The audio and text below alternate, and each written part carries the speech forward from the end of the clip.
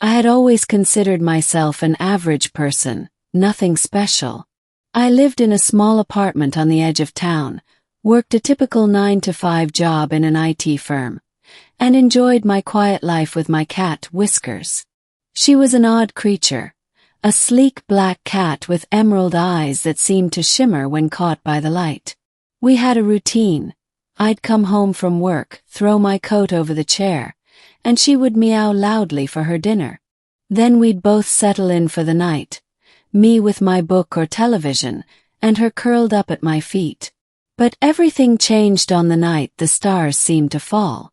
It started with a low hum, a sound I initially chalked up to an overactive imagination or the city's usual noise.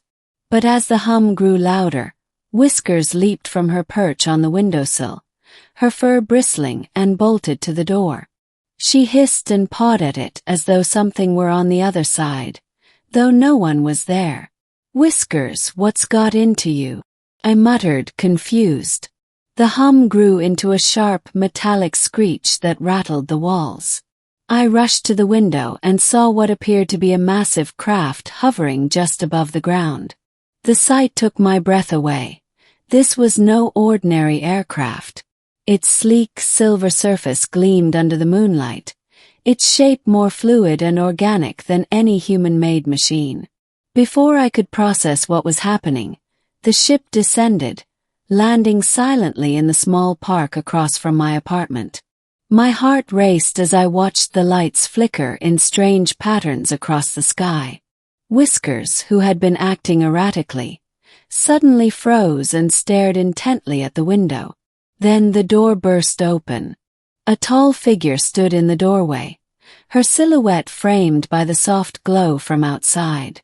She wore a flowing robe of violet and gold, her eyes glowing faintly with an otherworldly light. Her face was serene, almost regal, yet there was something about her that seemed wrong. "I come in peace," she said, her voice a soft melodic hum, though it was clear she wasn't from Earth. My first instinct was to scream, but I found myself frozen in place. Whiskers, however, took a different approach. She launched herself at the stranger, hissing fiercely. "Whiskers, no!" I shouted, but the cat seemed undeterred. To my shock, the figure didn't flinch or retaliate. Instead, she knelt down, holding out her hand. Whiskers, still wary, sniffed the stranger's fingers before giving a tentative paw swipe. Then, as if recognizing something, Whiskers relaxed and rubbed against the woman's side, purring contentedly. "I believe she knows me," the woman said, her smile widening slightly. "She is a creature of great importance." That was when I realized that my cat wasn't just a pet. She wasn't just a cute bundle of fur who liked to chase laser pointers and nap on my lap. Whiskers knew something. And this alien princess, for that's what she claimed to be, knew it too. Part 2, The Princess's Story. "My name is Lyra," she began, her voice calm and composed. "I am an alien princess, the rightful heir to the throne of Nebula 7. I have traveled across galaxies to escape a coup orchestrated by my uncle, who seeks to control the power of the celestial crystals that lie hidden in the heart of our planet." I was still struggling to comprehend what she was saying. An alien princess. Celestial crystals. It all sounded like the plot of a bad science fiction movie. But Whiskers had been acting strangely ever since the craft landed, and she was still acting as if she knew Lyra. The cat sat at her feet, staring at me with an expression that almost seemed knowing. "My uncle has many supporters, and he will stop at nothing to find me," Lyra continued, her tone darkening. "I have been in hiding, seeking refuge among those who would not recognize me. But your cat, she is no ordinary creature." I raised an eyebrow. "What do you mean?" "She's just a cat." Lyra smiled faintly. "That is what I thought too. But Whiskers carries within her a unique energy, one that can resonate with the crystals I seek to protect.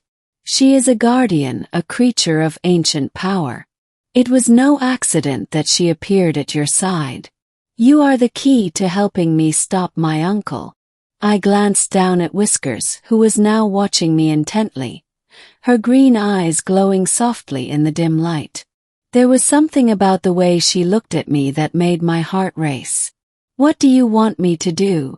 I asked, my voice barely above a whisper. "Help me find the hidden crystals before my uncle does," Lyra said urgently. "With Whiskers' help, we can access the energy needed to unlock the power of the crystals and stop the coup. But time is running out." Part 3. The Hidden Agenda.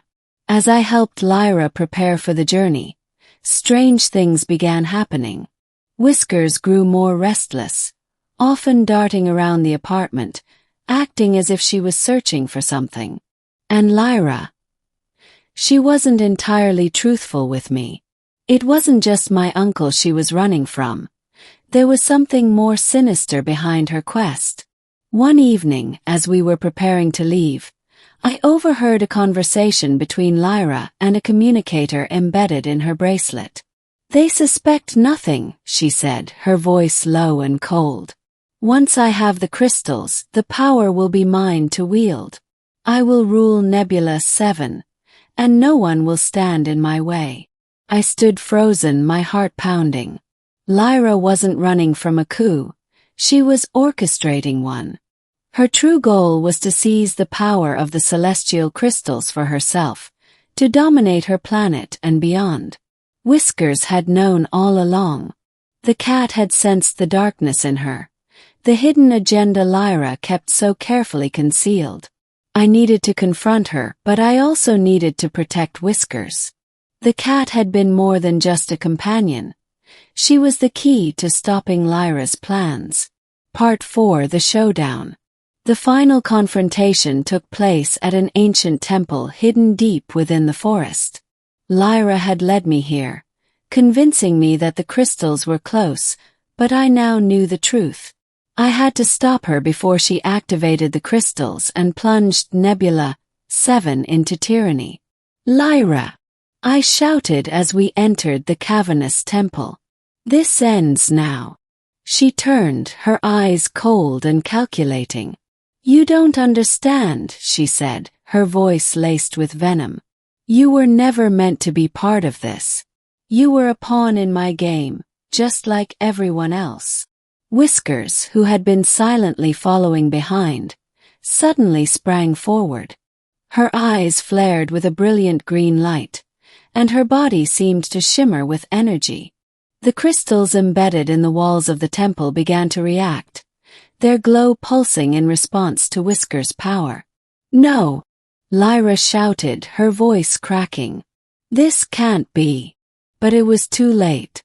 Whiskers had activated the crystals, and their energy surged through the temple, overwhelming Lyra's plans. The force of the crystal's power knocked her to the ground, and the illusion of control shattered.